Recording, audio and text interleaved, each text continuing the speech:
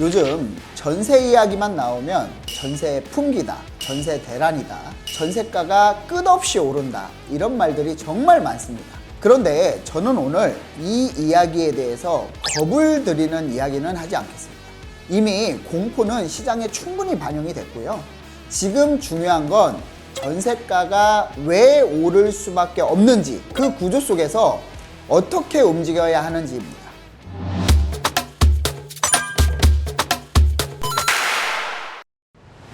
흔히들 부동산 시장을 말하면요, 부동산 시장이 어디는 오를 것이다, 내릴 것이다, 올해 전망은 어떨 것이다, 이렇게 오를지 내릴지를 맞히는 그런 이야기들이 많습니다.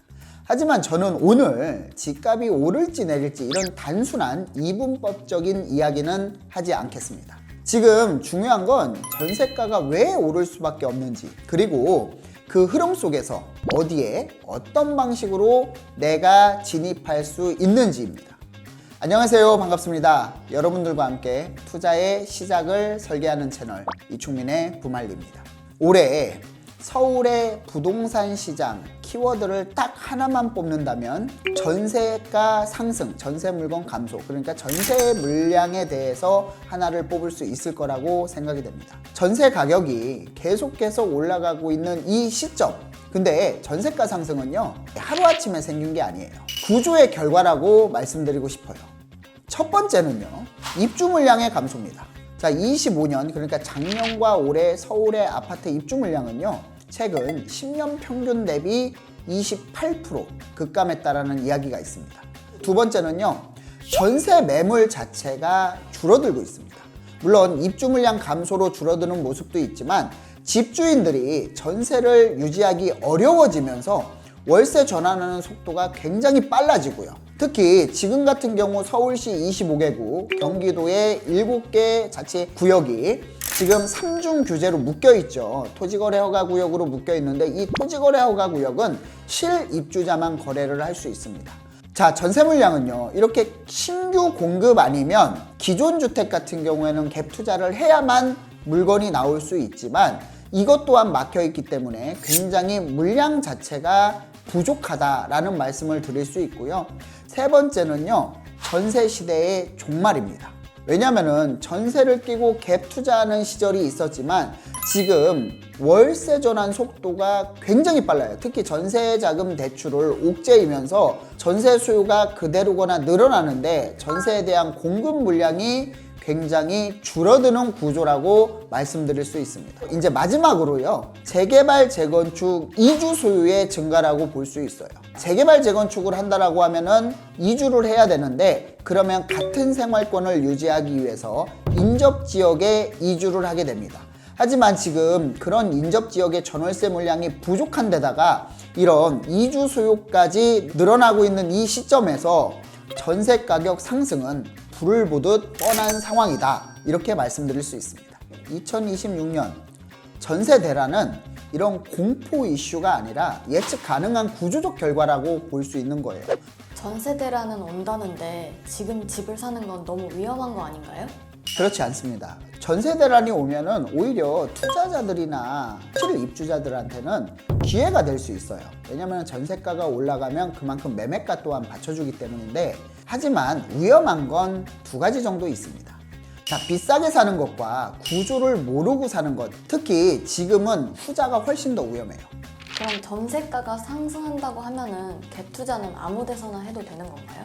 서울시 25개구와 경기도의 7개 구역은 지금 3중 규제로 묶여 있습니다. 하지만 B아파트는 지금 토지거래허가 규제 대상에서 제외가 됐습니다. 그렇기 때문에 취득은 할 수 있고 갭 투자는 할 수 있습니다. 그래서 말씀을 드리면 그건 절대 아니다라는 말씀을 드리고 싶어요. 갭 투자를 아무 데나 한다? 전세가 상승으로? 갭 투자는 집값을 맞추는 수요가 아니라 전세 수요를 맞추는 수요예요. 성공하려면 세 가지 조건은 거의 필수적이라고 보시면 됩니다. 자, 일단 입주 물량이 아주 적어서 공급이 부족한 지역, 뭐 서울시 25개구, 그 다음에 일부 경기도 지역은 전부 다 해당이 되겠죠. 자, 실거주 수요가 강하게 나타나는 곳, 뭐 직주 근접이라든가 주변의 생활 편의시설, 교통 인프라가 잘 갖춰진 이런 지역이라고 보시면 될 것 같고요.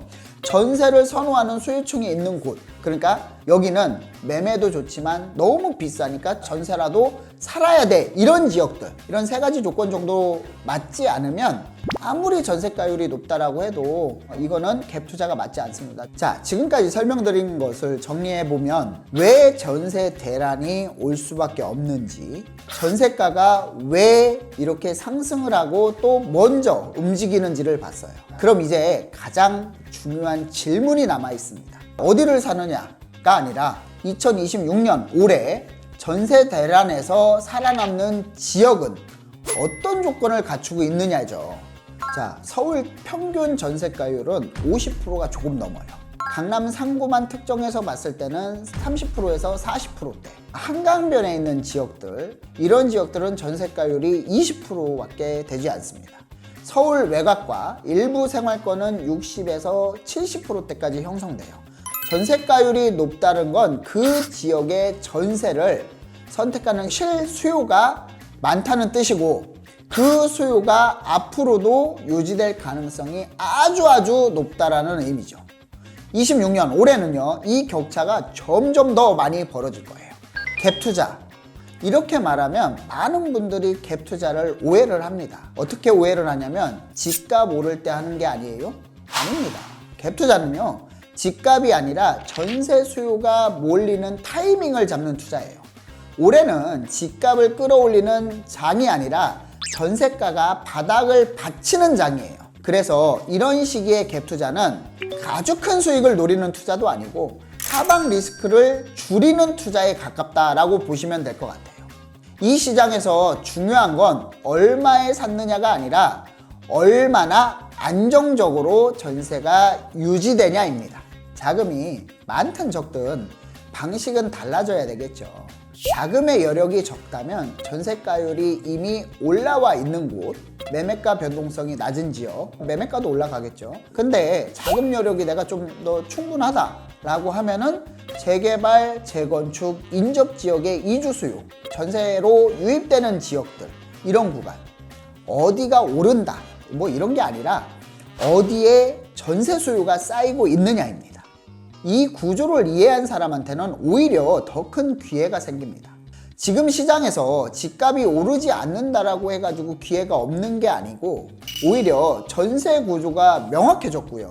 리스크가 드러났고 무리한 레버리지를 걸 필요가 없습니다. 더 구체적인 매물 사례라든가 아니면 개별 상황에 맞는 접근 방식, 투자 방식이 궁금하신 분들은 영상 더보기란에 링크가 있죠. 그리고 아래 연락처로 편하게 상담 요청해 주시면 됩니다. 공개 가능한 범위 내에서요, 현장에서 확인된 정보까지 모두 포함해서 상담해 드리겠습니다. 지금까지 여러분들과 투자의 여정을 함께하는 채널 이충민의 부말리였습니다. 감사합니다.